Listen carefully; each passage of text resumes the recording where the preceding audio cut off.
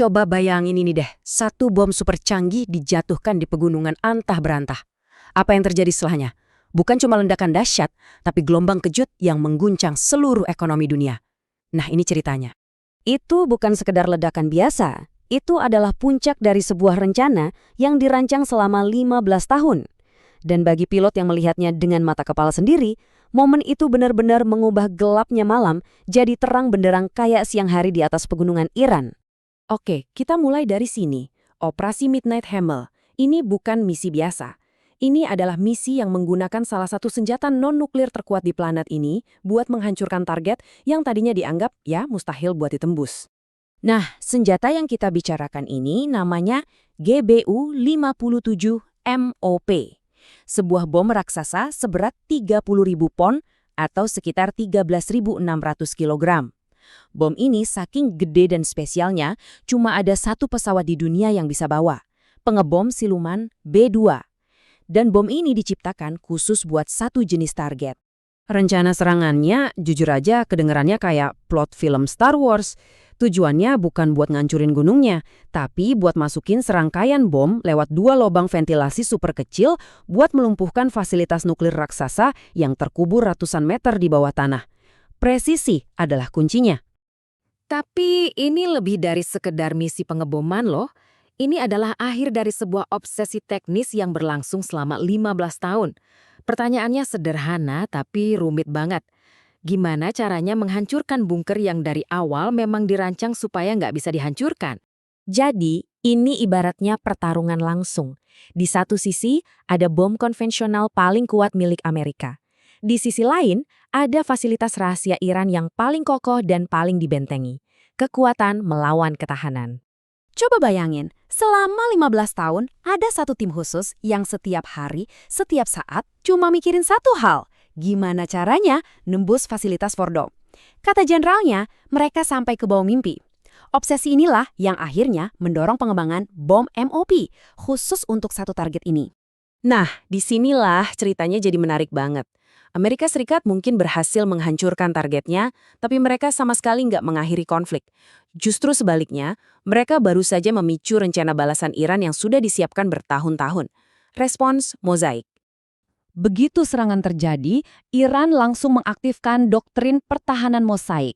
Kenapa disebut mosaik? Karena idenya adalah memecah kekuatan militer mereka jadi kepingan-kepingan kecil yang bisa bergerak sendiri. Kayak ubin dalam sebuah mosaik, kalau kamu hancurkan satu keping, gambaran besarnya nggak akan rusak. Jadi, tujuan mereka itu bukan buat memenangkan perang dengan cara biasa. Tujuannya jauh lebih cerdik dari itu. Yaitu untuk memastikan musuh mereka nggak akan pernah bisa menang secara telak. Dengan kata lain, Iran yang akan menentukan kapan dan bagaimana pertempuran ini selesai.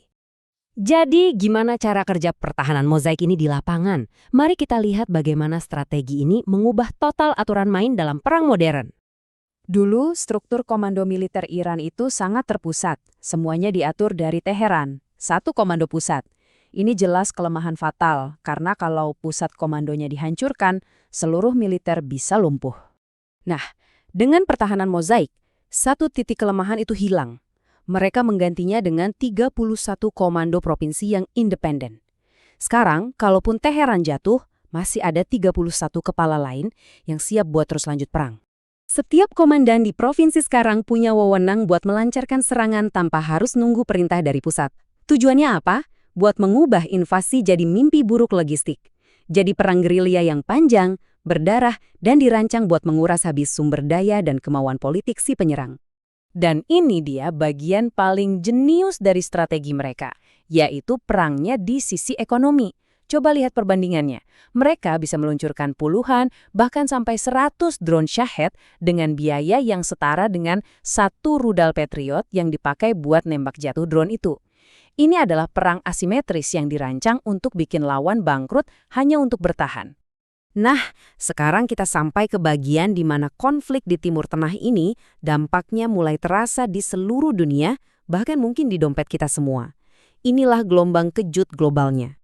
Kunci pengaruh Iran itu ada di sini, Selat Hormuz. Anggap aja selat ini kayak arteri utama jantungnya pasukan minyak dunia. Sekitar 20% atau 1/5 minyak dunia lewat sini. Nah, strategi mosaik ini memberi Iran kemampuan buat menyumbat arteri ini kapanpun mereka mau. Reaksi pasar finansial itu cepat dan, terus terang, brutal. Cuma karena ada ancaman penutupan Selat Hormuz, harga minyak mentah langsung melonjak dari sekitar $60 jadi lebih dari $115 per barel. Ini adalah guncangan energi global yang luar biasa besar. Kenaikan harga minyak yang drastis ini langsung memicu ketakutan akan satu momok ekonomi yang paling ditakuti, stagflasi. Kenapa ini menakutkan banget? Karena stagflasi itu kombinasi paling buruk. Harga semua barang naik gila-gilaan, tapi di saat yang sama, ekonomi nggak tumbuh dan banyak orang kehilangan pekerjaan.